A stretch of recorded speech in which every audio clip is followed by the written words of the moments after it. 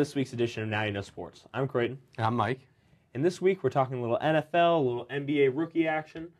But first of all, Mike, Cowboys suck this year. Tell me why.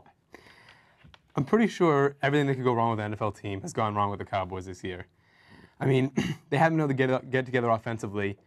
And right when their season was like right on the edge of either going well or going poorly, Romo broke his collarbone. Kitna clearly can't do anything. You remember the Sunday night game against the Packers. That was just an ugly game. Kitna couldn't do anything. The Packers absolutely rolled over the defense, which is supposed to be a strong defense. They have injuries. They have injuries on the defense. Just nothing's coming together from this year. The moment I knew their season was out of reach was going back to that Sunday night game against the Packers, when they fumbled, when it apparently fumbled the kickoff. The Dallas fumbled the kickoff, but in reality didn't. They were unable to challenge the play because they were out of timeouts with 2 minutes and 14 seconds left in the game. If they'd been able to wait 15 more seconds, it would have been automatically reviewed, but instead Wade Phillips had wasted his timeouts previously, meaning that what was clearly not a fumble and eventually returned to the house would have been called back in a Dallas ball, and they might have still been in the game, though. And that's the exact example of everything possibly going wrong for a team. And, of course, Jerry Jones comes into the year thinking he has a Super Bowl team, Super Bowl contender. He builds the whole new stadium. And I honestly don't think Wade Phillips has ever been a great coach. And he really hasn't got this team together. They've won, one playoff game and having a great team every year. I think him getting fired was also the correct move, because even though they don't have a great interim coach, I think Phillips was terrible. It's going to be very interesting to see who comes in next year. I feel like a guy like Gruden or Coward is going to be a good coach for them. A disciplinarian like Bill Parcells following up Wade Phillips will be real interesting to see how the dynamics work in the locker room there. Right, especially considering after they lost the first 3 or 4 games, you could obviously tell their motivation was already gone, because they had such high expectations that they lost a few games, the wind got knocked out of their sails, and that's it, they're done. And they all knew it. It looked like it on the field. Well, now that we're done ripping on the Dallas Cowboys, we're going to go ahead and move on to the NBA. Now that we've seen the class of 2010 rookies play a couple games, tell us what you think so far. Actually, I've been very impressed by the rookies so far this year.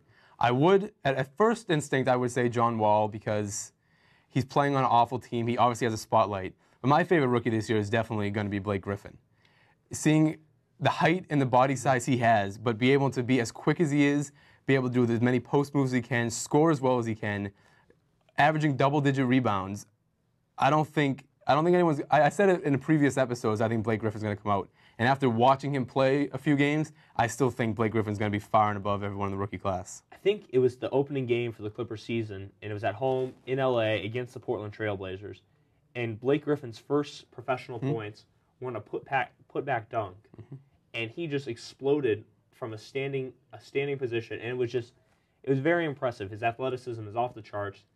It's really sad that he wasn't able to play last year. And the only thing I could say negative about Griffin would be that his team, I think they have enough talent to come together as a team, but if they don't, is Griffin's motivation going to slide a little bit? Is his athleticism not going to be as much as the year goes on? It'll be interesting to see how long he lasts in Clipperville, until he's a free agent, maybe decides to go to a winning team.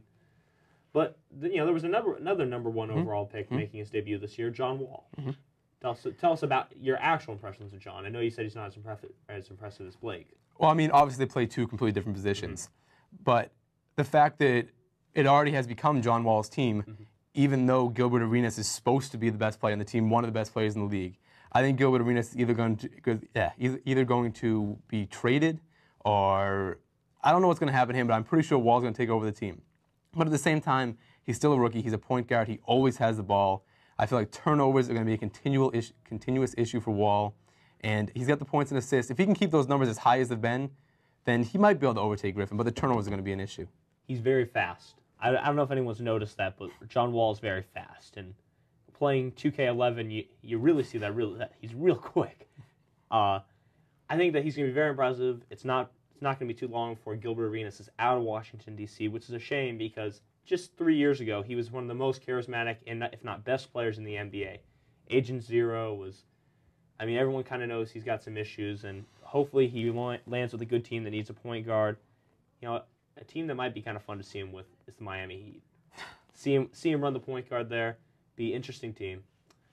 I don't know. That's just my opinion. But we're going to wrap up Now You Know Sports this week. I'm going to go ahead and send it back to the desk.